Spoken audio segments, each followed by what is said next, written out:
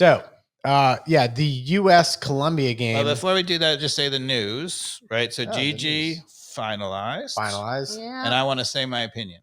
Oh, do tell your opinion. So people are like, okay, we got a good deal for him. He's injury prone, right? We sold him on for 10 some odd $1 million. We bought him for 5 or 6, right? So we almost doubled our money, pretty good. And he, it's time to move on. And maybe he was unhappy. What I don't understand, Mikey Dobbs, okay? He is a contracted player to Atlanta United. You know what we should have done? Nothing. Absolutely nothing. So he came to us and said he wanted a higher contract. And we'd be like, okay, prove it. Stay on the field, play really well. By the end of the year, we'll give you a new contract. And then if he's like, oh, no, I don't want to do that. I'm not going to play, whatever. Fine. You sit. Yeah. Ruin your career. We don't act like a big club. We own you as a contract. Yeah, we don't act like a big club because no one there is acting like a big club. Yeah, we don't have to be nice to anybody. We don't even anybody. have a clue who our next damn head coach is going to be. Right. We have no clue. I don't know where the future of this team is going. People are like, oh, we had an opportunity to get, something for him or whatever. Who cares? So we have a salary cap issue, right? Fair. That's an issue that we got to deal with. But in terms of money, it's not like Arthur Blank is about to run out of money. Right. So, for example, if we lose him on a free transfer, afterwards, because he's out of contract or whatever, that's not going to kill Arthur Blank. It's the only thing that we should be worried about money-wise is our salary cap. Right. That's a big issue. But we had him under contract for another year and a half, right? And I would have said to Gigi, show me. And we totally have given up on 2024 with that move. Oh, definitely. With that move and the move of, first off, like no clear picture who's coming in because whoever comes in, it's going to be a couple of weeks, even if we have a fabulous superstar coming in as a replacement, it's going to be weeks before they're actually productive. Too late.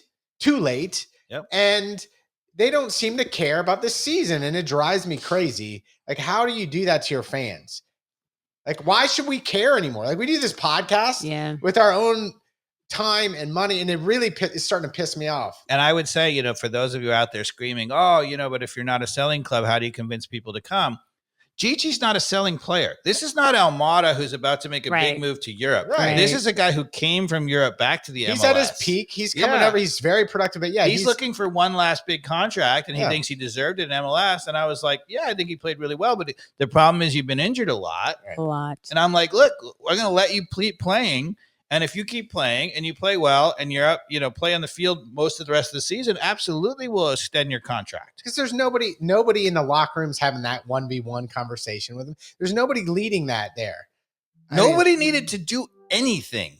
Nobody needed to do anything. He's our player under contract. Well, Pineda needed to do something. He needed to untie that sweater and have a man-to-man talk with him and be like, stop rolling around on the field. I need you on the field to play, son. Prove to the MLS it's why you came here. It's why you said Atlanta is home to you now. Yeah, we're going to stick that to you right now, and we're going to make you stay and play. But we have lost all credibility as like a big club. We don't even have to. This is not a big club. We just do nothing.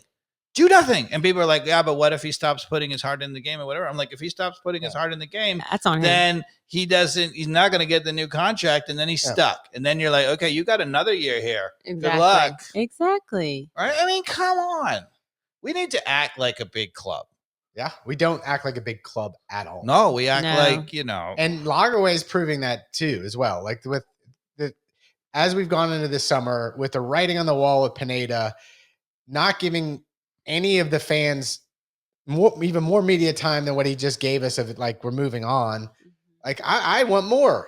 I want more of what's the plan. People are like, oh, it's a business. We got to get that money. I'm like, you think that Arthur Blank needed that $4 million? Yeah, come on.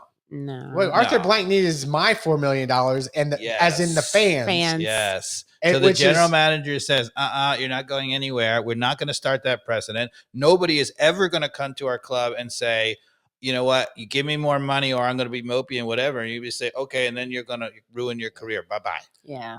Ugh. You want to play that game? Some of the people who do other podcasts or are huge supporters don't like our fatalism. But it's not fair. This is realism. Mikey Dobbs, you have daughters. You know, like when you're in the grocery store, if you give in to the candy aisle, you know what's going to happen next time? Yeah, they might want some candy. Yes. Oh yes, they're definitely gonna want some candy. Yeah. Yes. And the club can't be giving